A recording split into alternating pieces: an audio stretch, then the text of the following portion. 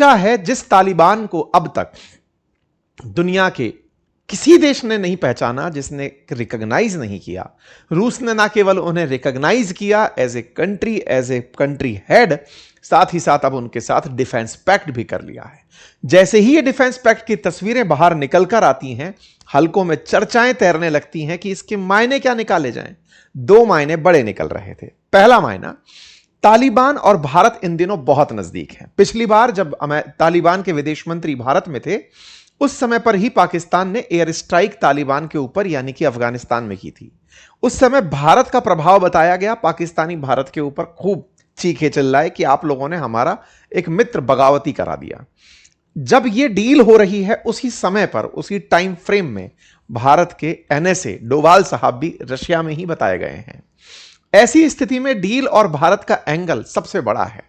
भारत ने तालिबान के साथ जो बातचीत करी और तालिबान और रशिया के बीच जो बातचीत चल रही थी, एक ऐसा एक्सेस बनता चला जा रहा है जिसमें कहीं ना कहीं भारत के ही खिलाफ कभी इस्तेमाल की खुशियां मनाते रहे इमरान खान की मैं तालिबान का इस्तेमाल करूंगा भारत के खिलाफ, वो पूरी तरह विपोजिट जाते हुआ दिखाई दे रहा है। कि ये तस्वीर जो आप फिलहाल आती हुई देख रहे हैं 26 से 29 मई की, ये इंटरनेशनल सिक्योरिटी फोरम में आए हुए अफगानिस्तानी और जो रशियन जो डिप्लोमेट्स हैं उनकी तस्वीरें आपको दिख रही हैं। ये जो हैंडशेक इवेंट आप देख रहे हैं, इस सिक्योरिटी फोरम के अंदर ताजा दोनों देशों के प्रतिनिधियों ने बातचीत करके एक मिलिट्री एक्ट पैक्ट पर साइन कर लिया है।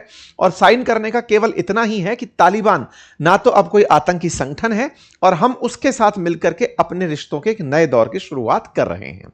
अफगानिस्तान में तालिबान की सत्ता जो कि नॉन इलेक्टेड तरीके से आई है, अमेरिका उसे रिकॉग्नाइज नहीं करता। इसके चलते जो उनका धन या असेट यानी अफगानिस्तान का जितना भी अंतरराष्ट्रीय स्तर पर पैसा जमा है उसको रिलीज नहीं करता कि वहां पर डेमोक्रेटिक रूप से इलेक्टेड गवर्नमेंट नहीं है। इंटरेस्टिंग बात है, सोचो ना ईरान में डेमोक्रेटिक इलेक्टेड गवर्नमेंट है, ना यूएई के अंदर है, ना कतर में है, ना ओमान में है, ना सऊदी में, कहीं नहीं है।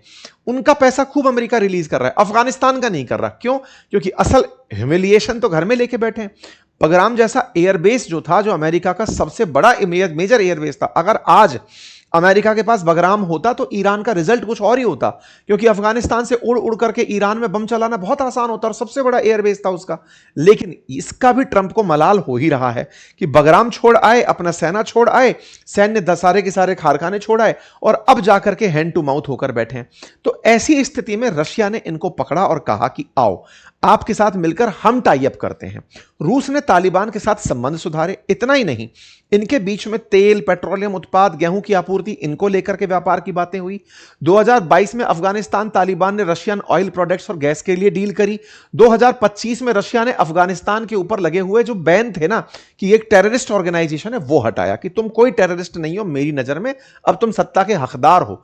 रूस पहला ऐसा देश बना जिसने अफगानिस्तान में तालिबान की सरकार को पहचाना 2025 के अंदर। 2025 की इस घटना को हमने कवर भी किया था, आप उसे देख सकते हैं, पुराने वीडियोस में ये डला हुआ है।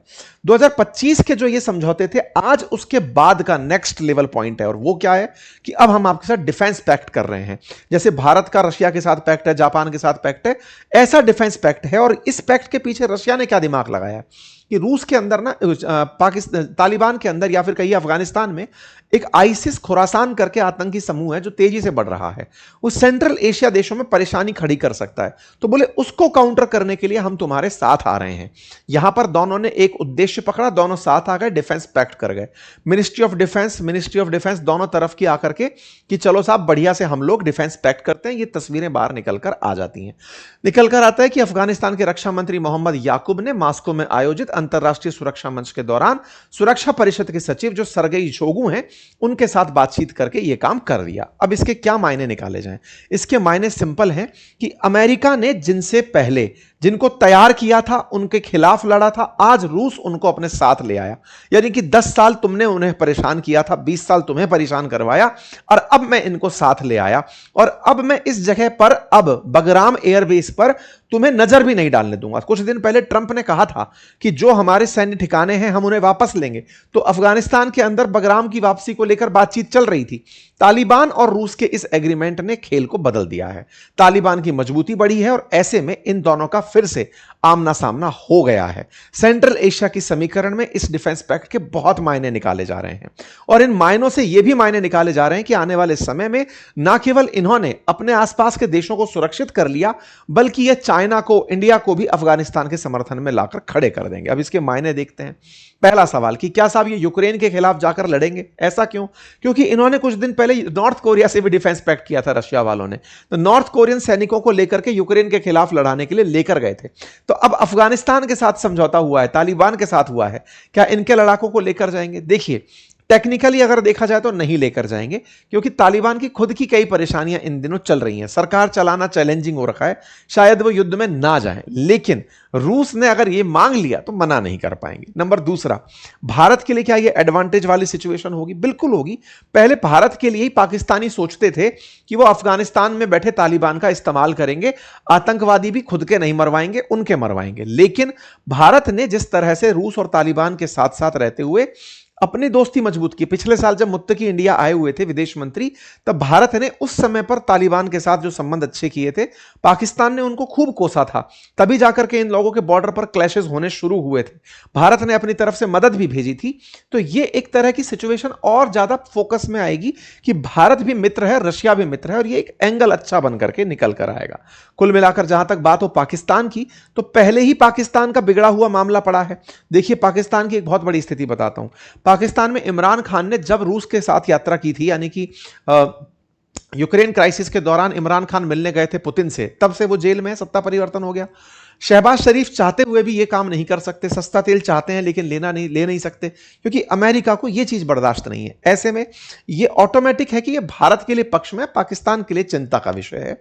पाकिस्तान अफगानिस्तान के बीच जिस तरह के विवाद फिलदिरों चल रहे हैं, उसमें यह बहुत बड़ा कदम कंसीडर किया जाएगा। हालांकि पाकिस्तान के पास अभी एक नेचुरल कुशन उपलब्ध है चाइना का, क्योंकि पाकिस्तान जानता है कि चाइना और रशिया बहुत अच्छे मित्र हो रखे हैं, तो उनके खिलाफ भले ही इनका उपयोग ना हो, लेकिन यह तय है कि तालिबान का भारत के खिलाफ अब पाकिस्तान उपयोग नहीं कर पाएगा। ठीक है, इंटरेस्टिंग क्या है मैं आपको वो याद दिलाता हूं।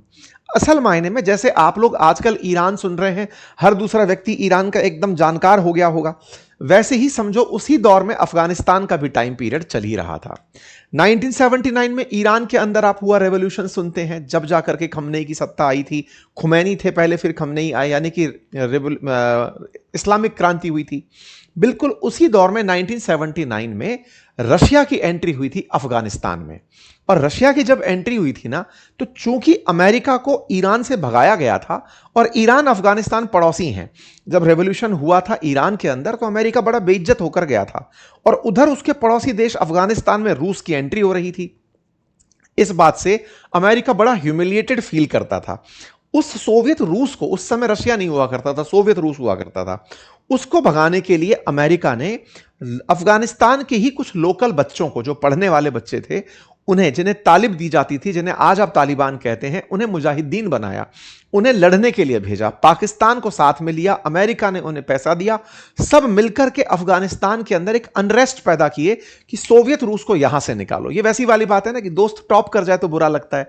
तो अमेरिका जब ईरान से बाहर जा रहा है तो बुरा इसको यह लग रहा था कि भाई अल्टीमेटली सोवियत रूस कैसे अंदर आ सकता है अफगानिस्तान के। तो 79 से 89 के इस दौर में अमेरिकी प्रयासों से सोवियत रूस को बाहर निकालने का रास्ता दिखाया गया। भाई साहब, इस दौर में अफगानिस्तान के अंदर खूब सारा अनरेस्ट हुआ। मैप पर अगर आप देखें तो ये अफगानिस्तान है, और आज जो आप सेंट्रल एशिया देखते हैं ना, वो सेंट्रल एशिया जिसमें तुर्कमेनिस्तान, उज्बेकिस्तान, ताजिकिस्तान, ये पूरा की पूरा पहले सोवियत रूस ही हुआ करता था। इधर ईरान है जिसमें हाल अमेरिका के खराब थे, तो सोवियत रूस यहां तक था और बगल में अमेरिका, ये अफगानिस्तान था। तो अफगानिस्तान में सोवियत रूस की जो एंट्री हुई थी, उसे भगाने के लिए खूब सारे प्रयास हुए, और इन प्रयासों का परिणाम यह निकला कि यहां से सोवियत सेनाओं को हटाया गया। सोवियत सेना यहां पर प्रॉपर जोर के साथ आई थी, लेकिन 1989 में उन्हें लौटा दिया गया। मजबूती से निकल करके आए तालिबान के लोग। उस समय तालिबान नहीं शब्द था, उस समय मुजाहिदीन थे जो निकल कर आए, और उन्होंने पूरी तरह से तालिबान को, अफगानिस्तान को अपने कब्जे में ले लिया था। 1989 में सोवियत रूस गया है। सत्ता जब जब हटती है तो कोई कंट्रोल करने लगता है। यहां पर भी कंट्रोल के लिए निकल कर आया तालिबान। 1990 के दशक में तालिबान का उदय हुआ, शब्द बनाया गया स्टूडेंट रेवोल्यूशन से। भाई तालिब लेते हुए छात्र थे जिन्हें तालिबान कहा गया। ये स्कूलों से निकले हुए बच्चे थे, आंदोलन के चेहरे थे। इन्होंने अफगानिस्तान पर शासन करना शुरू कर दिया था। अब ध्यान से समझना, 89 में सोवियत रूस को भगाया गया है। 91 में सोवियत रूस 15 देशों में टूट गया था, यानी कि शीत युद्ध खत्म हो गया था, अमेरिका जीत चुका था। अब 90 से लेकर के जब तालिबान, जिसके खून लग चुका था मुंह पर, जिसने सोवियत रूस को 10 साल के संघर्ष के बाद भगाया है, उसके लिए दुश्मन नहीं बचा। क्यों?